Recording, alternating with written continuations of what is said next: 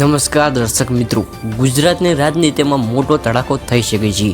નવા મંત્રીમંડળની ચર્ચા તેજ થઈ ગઈ છે. હવે મોટો સવાલ એ છે, કોણ બનશે નવા મંત્રી? તો આજે આપણે સંપૂર્ણ માહિતી આજના વિડીયોની અંદર મેળવીશું. વિડીયો પર નવા આવે હોય તો વિડીયોને લાઇક કરીને ચેનલને સબસ્ક્રાઈબ કરવાનું ભૂલતા નહીં.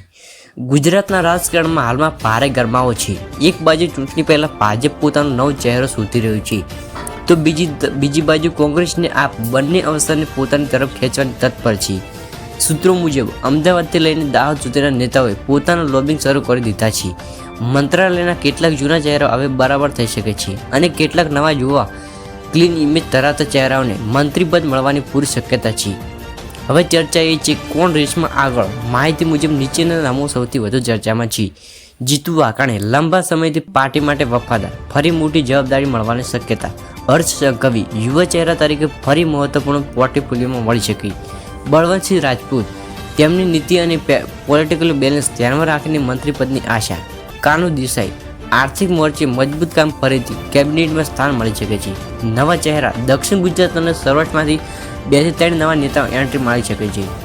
સૂત્રો કહે છે કે સીએમ ભૂપેન્દ્ર પટેલ હાઈકમાન્ડમાં કેટલીક નવી સૂચનાઓ મોકલી છે. હાઈકમાન્ડ હવે ઈચ્છે છે કે આગામી ચૂંટણી પહેલાં જનતાને ફ્રેશ ટીમ બનાવવી, એટલે જૂના ચહેરાઓમાંથી કેટલાક સંસ્થાગત ભૂમિકા આપવામાં આવી છે અને નવી ટીમ સાથે બીજેપી ફરી જનતા સામે ઊભી થઈ શકે છે. બીજી બાજુ કોંગ્રેસ કહે છે, મંત્રીઓને બદલીને કંઈ નહીં થાય, નીતિ બદલવી પડશે. આ તો સીધી ટક્કર આપે છે. લોકોને ચહેરા નહીં, ચાહે છે કામ. રાજકારણમાં આ બદલાવાથી માત્ર ભાજપ નહીં, પરંતુ સમગ્ર ગુજરાતની રાજનીતિમાં હલચલ મચી ગઈ છે. હવે શું જોવાનું એ છે કે હાઈકમાન્ડ ક્યારે અંતિમ લિસ્ટ જાહેર કરે છે અને લિસ્ટમાં તમારા વિસ્તારના નેતા હશે કે નહીં.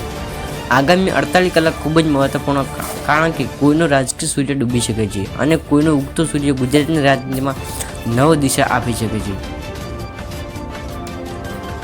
ગુજરાતમાં રાજકારણમાં આ સમયે ખૂબ જ ગરમાવો છે. ભાજપ પોતાના મંત્રીમંડળને ફરીથી ફ્રેશ અને યુવા ચહેરાઓ સાથે રજૂ કરવા ઈચ્છે છે. સૂત્રો કહે છે, અમદાવાદ, વડોદરા, સુરત જેવા મોટા શહેરોમાં રાજકીય લોબિંગ ખૂબ જ ચાલી રહી છે. જો આપણે જૂના મંત્રીઓને જોતા તો કેટલાક નેતાઓ આ વખતે બહાર થઈ શકે છે અને નવા ચહેરાઓને ખાસ પોર્ટફોલિયોમાં સામેલ થઈ શકે છે.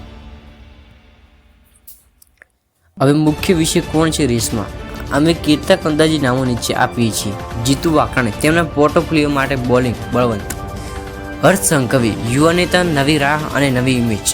બળવંતસિંહ રાજપૂત, પાર્ટી બેલેન્સ અને રાજકીય અનુભૂતિ માટે આગળ. કાનુ દેસાઈ, આર્થિક અને વિકાસ મોરચામાં મજબૂત પ્રદર્શન. સૌરાષ્ટ્ર અને દક્ષિણ ગુજરાતમાંથી નવા ચહેરાઓ, તેઓ નવી ઓર્ગેનાઇઝર અને વોટર લેબ લાવશે. જૂના મંત્રીઓ માટે પણ આ ખૂબ જ સમય સવલવાનો છે. કેટલાક માત્ર ટેકનિકલ ભૂમિકા આપવામાં આવી શકે છે, કેટલાક નેતાઓને સંપૂર્ણપણે બહાર થવાની શક્યતા. સૂત્રો અનુસાર સીએમ ભૂપેન્દ્ર પટેલ હાઈકમાન્ડનો એક સ્પષ્ટ સંકેત મોકલી શકે છે, ફ્રેશ ચહેરાઓ અને યુવા પોર્ટફોલિયો પર ધ્યાન આપવું. એટલે જૂના નેતાઓ માટે હવે રાજકીય ચેલેન્જ છે. વિધાનસભા સત્ર, મંત્રીમંડળ બેઠક, વોટિંગ ક્લિપ્સ. વિરોધ પક્ષે પણ આ ફેરફાર પર તરત પ્રક્રિયા આપી શકે છે. કોંગ્રેસ કહે છે, ચહેરા બદલાવા સાથે રાજનીતિ નહીં બદલાય, પ્રજાની આશા પૂર્ણ કરો. આપ લોકોને કામ જોઈએ, ફ્રેશ ચહેરા નહીં. આથી ગુજરાત રાજનીતિમાં આગામી દિવસોમાં તીખી ટક્કરની શક્યતા વધી શકે છે. હવે જોવાનું એ છે કે હાઈકમાન્ડ ક્યારે અંતિમ લિસ્ટ જાહેર કરે છે. આ 48 કલાક ગુજરાતની રાજનીતિ માટે ક્રુશિયલ છે. કોઈના રાજકીય જીવનનો ઉગતો સૂર્ય ચમકે અને કોઈનો રાજકીય પ્રભાવ ઓછું પડી શકે છે. શું તમે જાણો છો કયા નેતા સૌથી વધુ મંત્રીપદ માટે તૈયાર છે? તમારા અંદાજ કમેન્ટમાં શેર કરો. જોઈએ કે ગુજરાત મંત્રીમંડળનું આખરી લિસ્ટ ક્યારે જાહેર થશે. સબસ્ક્રાઈબ કરો, લાઇક કરો અને બેલ આઇકન દબાવો, કેમ કે આપણી લાઈવ સૌથી પહેલાં તમારા સુધી પહોંચે છે. જય હિન્દ, જય ગુજરાત.